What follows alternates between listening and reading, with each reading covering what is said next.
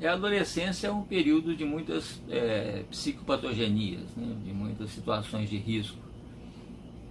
Na adolescência a gente tem, né, um maior número de surtos, onde a gente tem um maior número de suicídios, né, um maior número de homicídios, tanto no sentido de sofrerem, né, o homicídio, como de executarem, maior número de transgressões. Então é uma época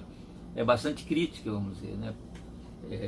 E esse aspecto crítico, né, se dá por vários motivos. Um deles é porque o adolescente ele se encontra exprimido, né, entre, vamos dizer, a família, né, as instituições de ensino, por exemplo, né, que pressionam ele para frente, e, né, as condições da realidade, né, adulta, né, que o absorveria, que não são promissoras, né? Ele não vê muitas perspectivas ali no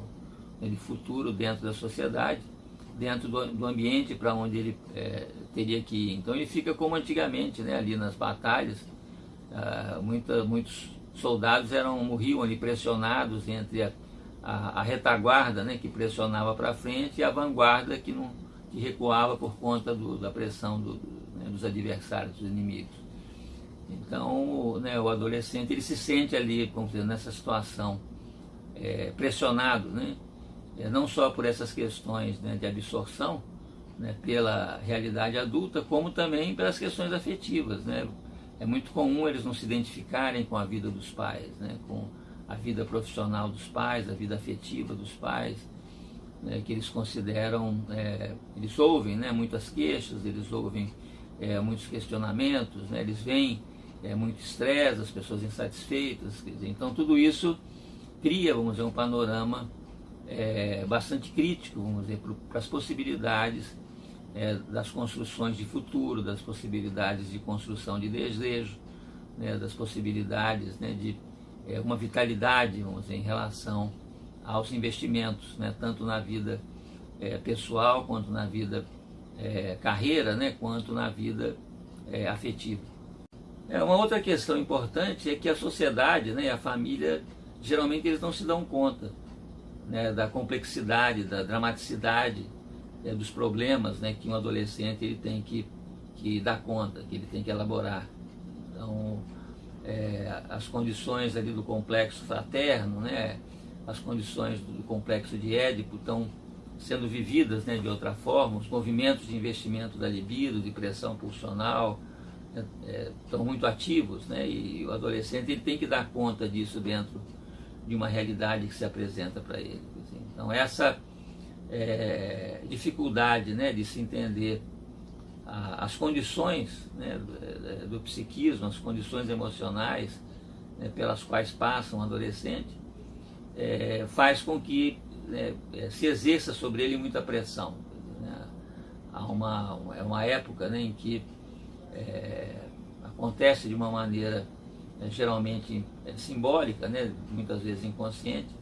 essas condições do parricídio, né, tanto e que o adolescente, né, ele também inserido, vamos dizer, dentro dessas condições, naquilo que a gente chama também do retorno, né, dessas situações de rebeldia, no filicídio, né, no infanticídio, que é o período, né, em que há muitas mortes, ou antigamente nas guerras, né, onde a maior parte das pessoas que morriam são adolescentes, mas de uma maneira simbólica também, né, a morte emocional, a morte psicológica, a anulação do sujeito, a anulação do desejo, por uma pressão muito grande, né, que incide sobre ele, e que cria situações confusionais muito grandes, né, dentro desse processo que ele precisa de construção, né, da sua identidade, da construção, da estruturação dos seus vínculos. Então são situações em que a sexualidade, né, ela está muito ativa, né, o exercício do corpo, né, o crescimento, o florescimento da energia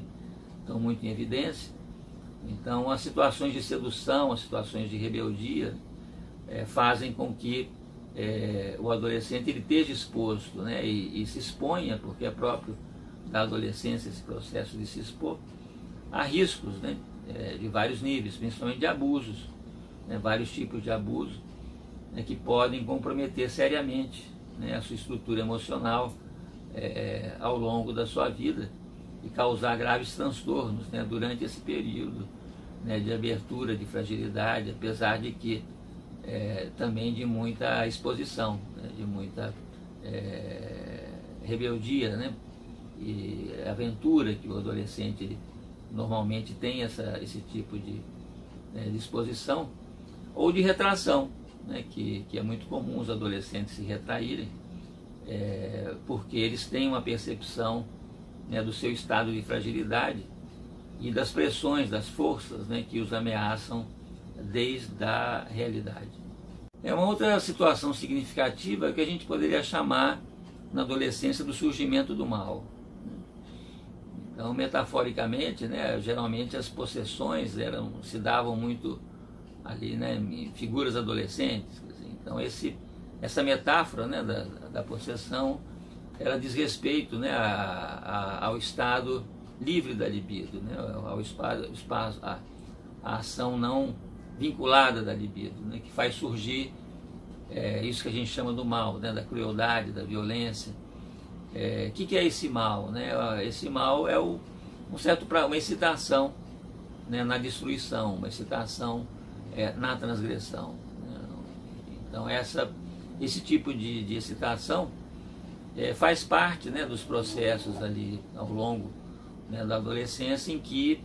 né, a energia, né, a libido, ela ainda não está muito bem articulada, né, com objetos, com objetivos. E usualmente, às vezes, as condições, né, do ambiente, né, do adolescente não favorecem essa vinculação, essa articulação. Então, no lugar onde deveria aparecer um sonho, né, onde deveria aparecer esse projeto de futuro, esse sonho de futuro, aparece um pesadelo. Né? Muitas vezes, não só o adolescente ele vive, né, um processo terrorífico, né, em síndromes de pânico, em síndromes de recolhimento, né, em processos bastante clínicos, bastante significativos, ou, né, ele gera, vamos dizer, um estado terrorífico ali no seu ambiente. Quer dizer, quando esse processo, né, é colocado para fora. Então, essa situação, né, vamos dizer, ali do mal, ele já diz respeito, né, a uma dificuldade na elaboração, né, dos vínculos de relacionamento emocional, amoroso, né, onde às vezes o ódio, né, a agressividade, a violência predomina sobre as relações, os investimentos amorosos. A adolescência, ela também tem que se haver com a herança, vamos dizer, né, que ela recebe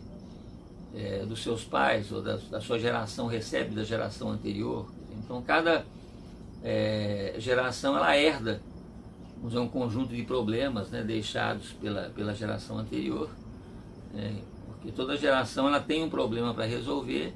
e a solução desse problema já é um problema para a geração seguinte, porque a solução de um problema ele já é, né, o início sempre de um outro problema. Então, né, a nossa geração pegou, né, devastações importantes ali de guerras mundiais, né, o mundo tendo que, né, se recompor dessas devastações. A gente pegou processos ali, né, de questões financeiras, econômicas, né, de mudanças na questão do trabalho, na posição das mulheres, né. Então essa geração seguinte, ela pega também, né, um mundo devastado emocionalmente, né, as pessoas emocionalmente precárias, né, e a natureza também num processo de devastação. E ela, vamos dizer, herda esse tipo de problemas, né, que a nossa geração lega, né, e geralmente a gente não tem muita consciência, né, desse tipo de herança que a gente deixa para a geração seguinte ter que resolver, como ela herda, né, questões familiares importantes, né, problemas, né, que os pais não conseguiram resolver, né, que as famílias não conseguiram resolver. Esse processo, né, das famílias na atualidade de rompimentos, de rupturas, né, muitas vezes traumáticas, muitas vezes conflitivos, né, as questões conflitivas entre os pais, né, que o adolescente ele tem que de alguma maneira administrar isso, né, enquanto ele também está administrando os seus próprios conflitos, os seus próprios problemas. Então, essa herança, vamos dizer, tanto a nível geracional quanto a nível familiar, é um processo potencialmente patogênico ali, na constituição, né, de conflitos e problemas que eventualmente a nossa sociedade, que os pais, né, não conseguem resolver, e de que eles são confrontados, né, com esses problemas, que também nem sempre eles conseguem resolver adequadamente para si mesmos, né, e se constituem como formas de pressão, né, como questões que vão, né, complicar, né, as condições que ele precisa para elaborar aquilo que ele mesmo precisa resolver, os seus próprios problemas, na sua própria articulação, né, com a realidade. Como a adolescência está inserida numa área de ilusão, né, nunca é muito claro para a adolescência essa diferença entre o real e o virtual. Nas gerações anteriores isso se dava muito pela literatura, né, pelo cinema, né. Hoje em dia se passa muito pela internet, né, pelos sistemas, vamos dizer, de telecomunicação. Então, né, essa relação, né, esse mundo virtual, ele é prontamente incorporado, não só como sendo um mundo real, como na medida em que esse processo ele é incorporado, o sujeito também entra nesse devir máquina, ele também se mimetiza, vamos dizer, nesse processo maquínico, e o adolescente ele costuma, né, se inserir de uma maneira eventualmente viciosa dentro desse universo das máquinas, que é um processo ainda dúbio, né, porque por um lado ele assusta, né, a geração anterior, mas, né, ele aponta para um devir, quer dizer, ele aponta, né, para as condições na direção da qual a sociedade moderna se encaminha, quer dizer, e exige, de certa maneira, né, que a pessoa vá nessa direção, com todos os processos, né, vamos dizer, de alienação, todos os processos críticos, né, que fazem parte desse procedimento, mas que já fizeram parte também, né, de outros procedimentos das gerações anteriores. Quer dizer, mas o fato é que né, o mundo, né, de ilusão, esse mundo de certa maneira onírico, né, que o adolescente ele constitui, ele se inscreve muito, né, nesse universo maquínico, só que é um universo, vamos dizer, de ilusão, um universo onírico, mas que tem uma intervenção de fora, né, recebe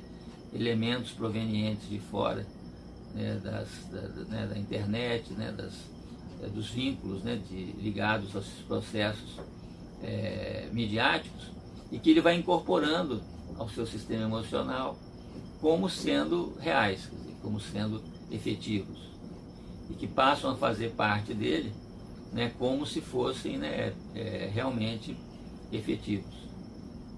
Então, e depois, né, eventualmente ele não consegue realizar, né, essas situações, reificar essas situações,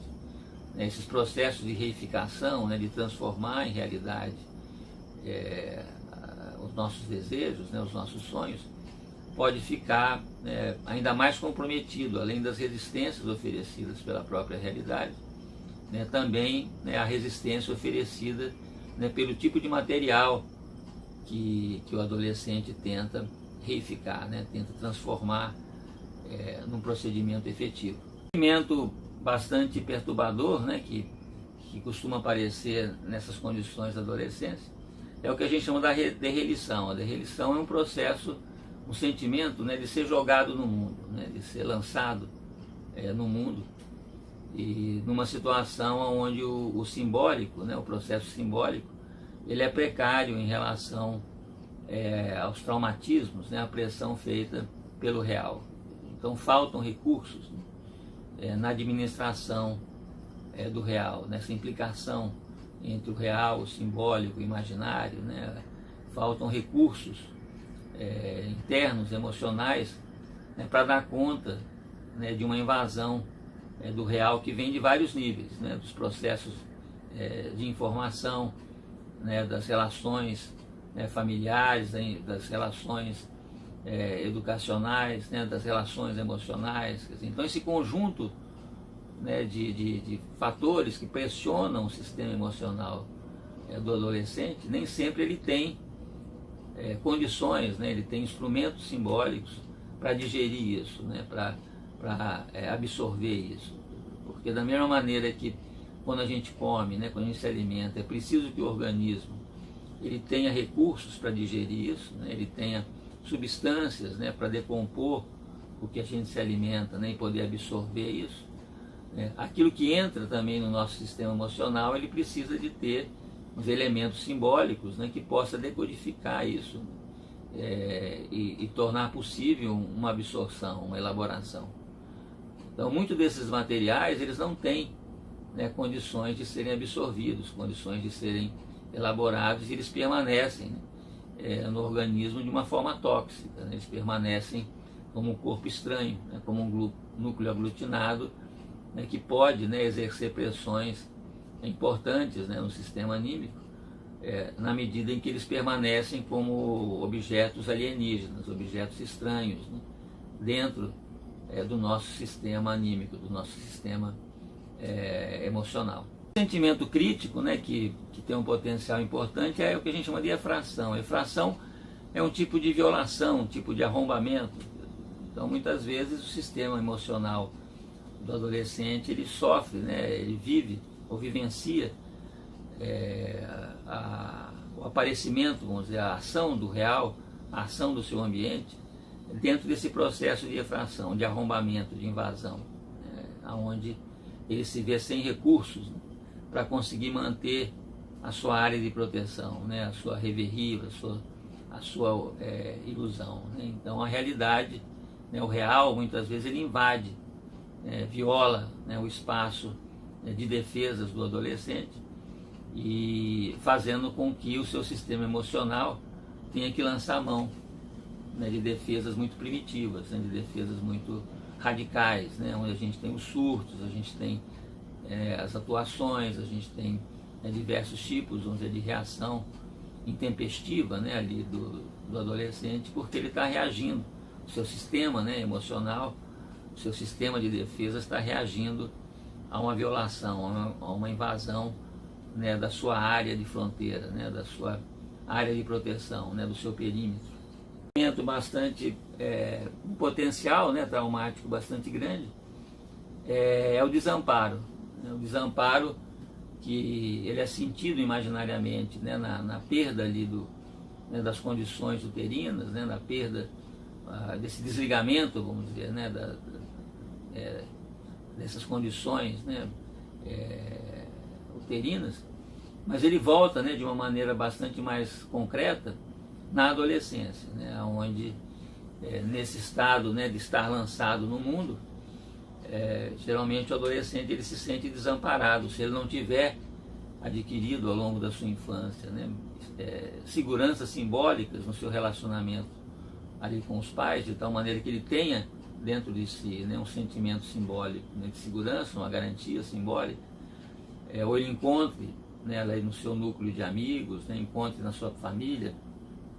no seu ambiente, né, estados de sustentação, ele pode sentir, né, não só desamparado em relação às condições, vamos dizer, dele mesmo dar conta daquilo que o real lhe exige, né, ele não ter esses elementos, vamos dizer, simbólicos para administrar as demandas, as exigências, né, que o seu real, vamos dizer, lhe impõe, e isso pode ser vivido de uma maneira bastante traumática, né, como também ele pode não encontrar recursos, né, para inserir na realidade as pressões internas que ele sente, né, em relação às suas pulsões, às suas libidos, sua libido, em relação aos seus fantasmas, às suas fantasias, né, aos seus desejos. Então, esses estados, né, eles geram esse sentimento de desamparo, e que em alguns momentos, né, para algumas pessoas, dependendo da sua intensidade, pode provocar situações sintomáticas, situações clínicas, né, bastante importantes, assim, bastante críticas. O adolescente, né, apesar dessas situações, né, potencialmente psicopatogênicas, ele tem um potencial, né, criativo, né, um potencial de energia muito grande, né? Se ele pode usar, se ele pode se apropriar dessas possibilidades, né? Ele tem um potencial de trazer inovações, trazer situações criativas, novas, né? Ele representa exatamente o potencial de transformação, o potencial, né, de inovação, de renovação, né, da família, da sociedade, de si mesmo, né? Então, se essas condições de possibilidades, né, existem, então o adolescente, a adolescência, ela realmente, né, representa essa arborescência, né, esse potencial de transformação, potencial de novidade, né? Como tem aquele ditado que é do iniciante que surgem as mudanças, né? Porque as pessoas que já são muito experientes, elas não têm mais um potencial de transformação, porque normalmente as inovações, as transformações, elas nascem do erro, né? E só quem começa pode errar, né, com mais facilidade. Então, independente da idade cronológica, do momento, né, em que esses mecanismos, esses processos que a gente chama de adolescência acontecem, caso eles tenham condições, né, vamos dizer, de se afirmarem, eles são bastante importantes para a vida, para a sociedade, para as pessoas, para as famílias, né? Ele é um potencial exatamente, né, de transformação, um potencial de florescimento.